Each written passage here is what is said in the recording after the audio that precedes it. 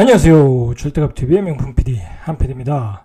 자, 오늘 이 시간도 6구 재건축 재개발 대책에 대해서 한번 네 번째 이야기를 해보겠습니다. 세 번 정도 이 이야기 주제를 다뤘는데 이번 시간이 네 번째입니다. 너무나 중요한 대책이었고 앞으로 너무나 많은 파장을 줄 대책이에요. 자, 그런 의미에서 앞으로 주택시장, 이게 만약에 이 정책을 계속해서 추진한다고 하면 중장기적으로는 서울 도심의 아파트 공급은 급격하게 줄어들 수 있어요. 이렇게 되면 재개발 재건축 산업이 추진도 어렵고 거래가 안 되니까 그리고 거기에 사시는 분들이 이사 갈 수도 없고 거래도 안 되고 재개발 재건축도 추진이 안 된다. 자, 그럼 어떻게 되겠어요?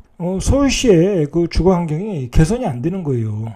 자, 그러면 이게 어떤 그 주택 재건축 재개발의 문제를 떠나서 어떤 그 서울시의 그 어떤 환경, 경제적인 어떤 순환, 여러 가지가 이렇게 엮여서 물려서 안 좋은 영향을 줄 수 있다라는 거예요. 문제는 그런 점에서 이제 문제가 있는 거예요. 만약에 서울시에 있는 재건축 재개발 지역들의 땅들이 개발이 안 된다고 하면 어떻게 되겠어요? 그게 서울시의 어떤 발전된 모습을 보여줄 수도 없고, 자, 그러면 서울이 발전 못한다고 하면 대한민국 경제에도 영향을 끼칠 수 있다. 자, 그만큼 중요한 문제라는 거예요. 자, 이게 파이낸셜 신문에서 나오는 어떤 기사의 타이틀이에요. 안전진단 통과한 음마아파트 내 집인데 10년 넘게 못 파나. 자, 이제 여기는 이제 토지거래 허가 지역에다가 안전진단 통과한 지역이니까 이 아파트가 이제 10년 정도는 걸린다고 보는 거예요. 재건축을 해서 새 아파트가 들어서는데 못 판다는 거야. 10년 동안에 그냥 살아라, 이거 살아라. 자, 제가 얘기했지만 10년 동안 집을 못 파는 상황에서 이 못 파는 상황이 된다는 것은 막심한 재산권 침해가 있는 거예요. 음아파트에 살다가 애들 다 키우고 사건도 좋으니까 애들 다 키우고 이제 좋은 아파트로 이사 가야 되는 사람도 있잖아요. 그죠? 초중고를 다 거기서 끝내고 더 좋은 동네로 이사 가야 되는, 새 아파트로 이사 가야 되는 수요가 있는데, 자, 그런 사람들이 집을 못 판다는 거야. 해외 이주는 팔 수 있어요. 해외 이주가 근데 가능하겠냐? 안 된다는 거죠. 자, 이게 심각한 상황이라는 거예요. 이게 재산권 침해라는 게. 또 문제가 뭐냐면, 이게 이제 말 그대로 이렇게 가두리잖아요. 가두리 해놓고, 못 팔게 가두리 해놓은 게, 못 빠져나가게 가두리를 쳐놓은 거잖아요. 거래 중지라는 건. 이게 엄밀하게 말하면, 주택거래 신고제도 아니야. 이건 주택거래 허가제. 허가를 해주면 네가 팔고 나갈 수 있다라는 거잖아요. 그죠? 자, 그러니까 이 10년 동안에 재건축이 진행되는 동안 10년 동안에 세금만 내는 거예요. 세금만. 여러분 생각하세요. 음마아파트 같은 경우에는 가격이 고가 아파트잖아요. 거기다가 또 공시지가 환원율을 계속 높이고 있잖아요. 75%, 내년에는 80%, 85%, 90%. 자, 90%까지 올린다고 하면 이거 잘못하다가는 이 아파트 한 채 가지고 있다가 1년에 5천만 원 이상 내야 되는 거예요. 1년에 5천만 원 이상. 자, 1년에 5천만 원 내면은 음아파트에 산다고 사람들이 다 월수독이 몇억 되고 몇천 되고 그런 사람들 아니잖아요. 그죠? 다 평범한 사람도 많아요. 평범하게 직장 다니시는 분도 있고, 도저히 낼 수 없는 세금을 내야 된다 이거. 그럼 어떡하냐고. 집을 팔아서 내야 될 거 아니에요. 팔아서 세금을 내든지, 아니면 나는 세금 때문에 이 집을 도저히 가지고 있을 수 없다. 그럼 그런 분들 팔아야 되잖아요. 근데 못 팔고 하겠다는 거야. 이게 말이 되냐고. 이게 말이 안 되는 거. 아니, 팔지도 못하게 하고 세금을 내라. 이게 말이 되겠습니까? 말이 안 되는 거. 자, 지금 이게 강남의 그 음마아파트, 압구정동, 목동아파트, 잠실 등 송파, 이런 안전진단과 조합 설립 사이에 있는 주요 단지들이 이래서 굉장한 반발을 하고 있어요. 자, 이거 큰 문제예요. 큰 문제. 이대로 통과되면, 이 법이 통과되면 제가 보기에는 이런 아파트 중심으로 어떤 집단 반발이 나올 수 이거 쉬운 문제 아닙니다. 지금 재건축 지역만 문제가 되는 게 아니라 이 재개발 정비구역, 재개발 구역인데 정비구역 지정 이후부터는 시도지사가 정하는 별도의 기준 1로 조합원 지양도 제한이 앞당겨져요. 자, 재개발 지역이라는 것은 빌라, 아니면 다세대, 다가구, 나홀로 아파트, 그런 것으로 이렇게 구성된 지역이에요. 그러니까 주거 환경이 열악한 지역인데, 자, 그런 지역에서 주거 환경이 열악하니까 이제 재개발 되는구나, 가격이 올랐구나, 자, 그거 팔고 나는 신도시 가서 그냥 신축 아파트 살래. 자, 그런 수요가 많아요. 나 그거 팔고 고향으로 갈래, 세종으로 갈래, 그런 사람들이 많단 말이에요. 자, 그런 그런 사람도 못 팔게 한다 지금. 이거 문제가 있는 거예요. 원래 빌라라는 것은 재건축 재개발에 호재가 없으면은 거래가 잘 안 돼요. 요즘 같아서 이제 막 가격이 급등하는 시기에나 거래되는 거지, 평상시에는 거래가 안 돼요. 평상시에 누가 빌라를 사겠습니까? 잘 안 사요. 자, 그게 거래가 잘 될 때는 어떤 재개발 호재가 나왔을 때, 재료가 나왔을 때 거래가 되는 거예요. 자, 입주권이 안 나오는 아파트를 누가 사겠냐? 재건축도 재개발도 거래 스톱된다는 거예요. 거래 스톱됐다. 자, 그래서 제가 6구 재건축 재개발 조합원 지양도 제한. 자, 그 조치는 계엄령과 같은 조치다. 계엄령과 같은 조치다. 자, 제가 보기에는 정부가 이 연말로 갈수록 이게 부동산이 이제 자꾸 급등을 하고 있지 않습니까? 서울 수도권의 부동산들이. 자, 이거 급등하면 지금 좌파 여당 입장에서는 대선이 위태로워요. 대선이. 그렇지 않습니까? 지금 계속 문제가 되는 게 부동산 민심 폭발인데, 여기서 또 가격이 급등한다. 자, 그러니까 어떤 국토부와 어떤 또 서울시장, 자, 그렇게 또 협의하에서 이러한 조치를 내놨는데, 이 거래를 스톱하는 조치, 집값의 근원지인 재개발 재건축을 거래를 스톱시키는 그러한 조치를 내렸다고 봐야 되는 거죠. 집값이 지금 급등하고 있으니까. 이것에 대한 부작용을 과연 모를까요? 절대 모르질 않아요. 가격이 급등하니까 이 조치를 내린 거예요. 원인은. 자, 그런데 그 급등의 근원지를 거래 스톱시켜서 가격을 잡고자 안정시키고자 하는 게 이 조치의 근본적인 그 동기였는데, 이유였는데, 자, 그런데 중요한 것은 그렇지 않다라는 거예요. 그렇지 않다. 단기적으로, 중기적으로, 장기적으로도 그렇지 않다. 벌써 그 또 다른 지역들은 호재로 반영하고 있는 거야. 예를 들어서 안전진단이 안 떨어진데, 예비 안전진단 예비 안전진단만 있는 지역들, 그리고 앞으로 재건축을 추진할 지역들, 그리고 정비구역이 지정 전인 지역들. 자, 그런 지역들은 호재로 반영돼가지고, 그런 재개발 재건축 지역들은 벌써 풍선 효과가 떨어지고 있다. 풍선 효과가 나오겠다라는 거예요. 자, 그래서 안전진단 전 단지 풍선 효과로 상계 주공 9단지가 한 1억 정도 올랐다. 안전진단 전이니까. 자, 예비 안전진단을 통과한 도봉구 창동 주공 17단지 현재 49제곱미터의 매물이 한 개, 매물도 없어요. 6억 5천에 나왔는데, 자, 불과 2달 전에 5억 5천 8백 정도. 자, 이렇게 호가가 올라가고 있다. 그러니까 뭐냐면 이게 집값을 잡으려고 했는데 또 규제에 의해서 풍선 효과가 나왔다. 자, 이렇게 되면 이게 어떻게 되겠어요? 계속 번져간다는 거예요. 노원구잖아요. 그러면 도봉구, 강북구, 은평구, 금천구, 관악구, 구로구. 자, 이렇게 계속 번져갈 수밖에 없는 거예요. 이게 생각해보세요. 이렇게 노도강, 금강구로 번지면 또 수도권 외곽에 있는 어떤 재개발, 재건축 지역으로 또 번지는 거예요. 이게. 그러면 서울 수도권의 집값이 또 올라간다는 거예요. 지금.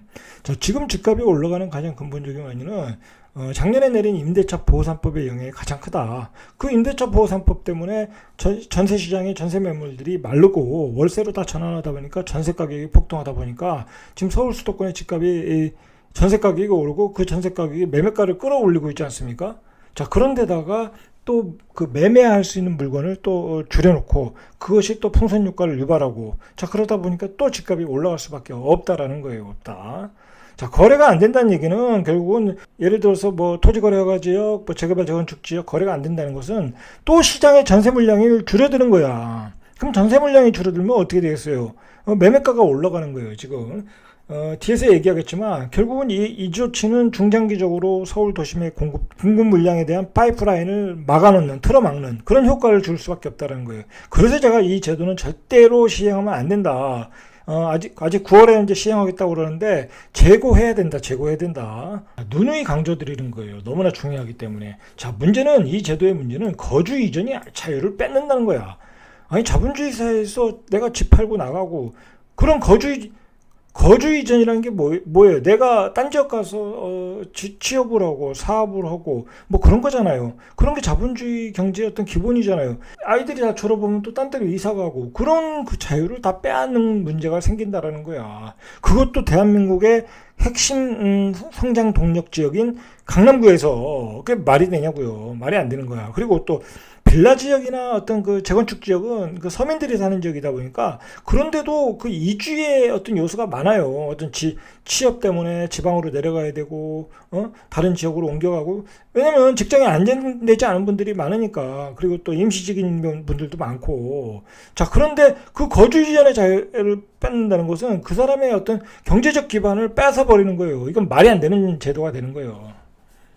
자, 그래서 이제 현재 토지거래 허가 구역들 강남구, 삼성, 대치, 청담, 압구정동, 송파구, 잠실동, 영등포, 여의도동, 양천구, 목동. 자, 이런 지역에서 이게 지금 거주 이동이 안 된다. 이거 내년엔 대란이 일어나는 거예요. 대란. 자, 거기다 증여까지 막아놨다. 이건 막 의도적인 거죠. 의도적인 거야. 집값을 못 올리게 틀어 막았다는 거죠. 이게 꼼짝없이 다른 자산, 그리고 문제는 뭐냐면, 집을 팔고, 예를 들어서 그 자산을 팔고, 또 땅을 살 수도 있잖아요. 그죠? 땅을 사서 내가 거기다 건물을 져서 뭐 가게를 할 수도 있고, 그리고 그 집을 팔고 내가 뭐 금을 살 수도 있고, 또 집을 팔고 내가 주식을 살 수도 있고, 미국 주식을 살 수도 있고, 자산을 늘릴 수 있는 기회를 다 뺏어가라는 거예요. 다 뺏어간다.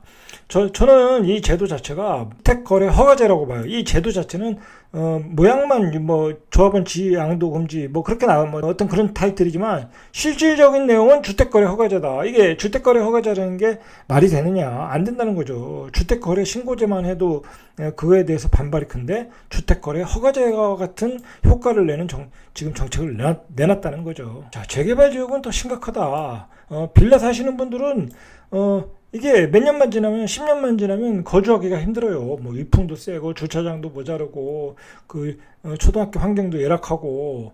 자, 그런 빌라들 팔고 나가셔야 되는 분들이 많거든요. 그리고 빌라 사시는 분들은 어떤 경제적 기반이 약한 분들이 많잖아요. 그러다 보면 대출을 못 갚기 때문에 팔고 나가야 되시는 분들이 많아요. 그렇지 않습니까? 자기가 직장을 잃으면 대출 못 갚으면 팔고 나가야 되는데 그것도 못 팔게 하면 말이 되겠냐. 말이 안 된다는 거죠. 자, 두고 보십시오. 이 제도를 이렇게 가져간다는 얘기는 계속 가져가다 보면 빌라 쪽에서 경매 물건이 많이 나올 수밖에 없어요. 자, 그러면 또 이런 분도 있잖아요. 빌라를 팔고 새 아파트 청약을 하시는 분도 있잖아요. 그러면 이 빌라를 가지고 있는 분들은 새 아파트 청약도 이제 할 기회도 없다라는 거야. 자, 요즘 이게 적용되는 재개발 재건축 지역들, 자, 거래가 올 스톱 됐어요. 올 스톱. 거의 안 돼. 거래가 안 되는 게 생각해보세요. 이거 발표한 날이 9일이에요, 발표일이. 자, 그러면은 이것도 나중에 이게 9일 날 기준으로 할지, 9월 시행 이후로 기준으로 할지, 그걸 모르죠. 이 좌파 정부는 나중에 또 이상한 소리 하기 때문에 알 수가 없어요. 그러면 지금 계약을 했어. 음마 아파트 지금 계약했어. 그럼 그때 9일 날 소급 적용하는데, 9일 날 소급 적용이면 지금 산 사람은 입주권이 안 나오는 거예요. 예를 들어서 9월 시행 이후다. 그러면 지금 산 사람은 나오는 거고. 자, 그러한 기준을 또 명확하게 제시해 주질 않았어요. 자, 그러니까 서울시의 적용 기준일이 언제인지 불확실한 상황이다 보니까 9월로 예상되는 법제화 시점까지는 재개발 재건축 거래 시장에 찬바람이 불 것이다. 자, 이 얘기예요. 이 소급 적용할 건지 기준일을 9월로 할 건지 안정해지다 보니까 재개발 재건축 시장을 막아놨다. 그리고 의도적으로 발표하지 않는다. 뭐 재개발 재건축 시장이 과열되는 걸 원하지 않기 때문에. 한마디로 이 조치는 아파트에서도 얘기했지만 계엄령 선포 같은 것 같다. 부동산에. 자, 정부는 좌파 정부와 서울시장, 지금 오세훈 시장은 어떻게든 지금 막고 싶은 거야. 서울시의 집값이 급등한다는 걸 알고 있어요. 지금 왜 모르겠어요. 전세값은 급등하고 지금 올해 나올 물량은 없고 계속 가격은 호가는 올라가고. 자, 그러니까 이런 조치를 내놨는데 이 조치가 너무나 부작용이 크다는. 이게 보통 이게 정비 사업에 한 10년 정도 걸리는데 문제는 뭐냐면 이 거래가 안 되다 보면 그 원주민들이 많이 가지고 있게 되잖아요. 그 이제 재개발을 원하는 사람이 사서 그 동의율이 올라가는 게 이제 재개발 재건축의 어떤 그 사업 추진 과정인데 그 원주민들이 가지고 있으면 이게 바꾸고 싶지 않아요. 그냥 그대로 살고 싶은 거야. 잘 안 바뀐다는 거죠. 그럼 사업 추진 기간이 2배, 3배로 늘어나는 거예요. 2배, 3배로. 어떤 경우는 재개발 지역에서는 추진이 안 되고, 뭐 노인네들이 사는데 예를 들어서 뭐 추가 분담금 몇 억씩 내라고 그러면 그 사람들이 낼 돈도 없고 그거 살겠습니까? 그렇다고 팔지도 못하게 하고. 자, 이렇게 사업 추진 동력을 상실하게 되고 사업 추진이 오래 걸리다 보면 장기 공급에 차질을 빚게 되는 거예요. 장기 공급에. 자, 장기 공급에 차질을 주면 서울시의 집값은 올라갈 수밖에 없어요.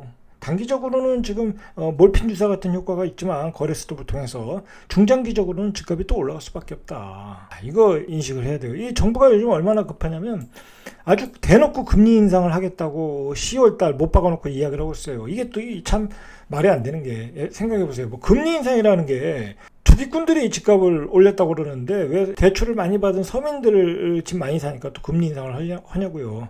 자, 그리고 금리 인상을 하면 그만큼 기업들, 대출 많이 많은 기업들은 사람을 고용을 많이 할 수가 없어요. 고용률이 떨어지는 거야. 이게 그렇게 또 쉽게 인상을 할 게 아닌데 집값이 무조건 올라간다고 금리 인상 그 설을 그 몇 월 달이라고 막 그렇게 협박하듯이 얘기하는 것도 문제가 있다. 자, 얼마나 급했으면 이런 대책이 나오고 금리 인상 얘기까지 나오겠느냐. 자, 이런 상황이라는 거예요. 자, 이런 점에서 이 제도는 지금 없었던 일로 해야 된다. 이거 시행하면 정말 중장기적으로는 서울시가 공급할 주택이 없다라는 거야. 서울시 도심 내에 공급할 주택이 없다라는 거예요. 자, 오늘 여기까지 이상 절대값 TV의 명품 PD 한 PD였습니다.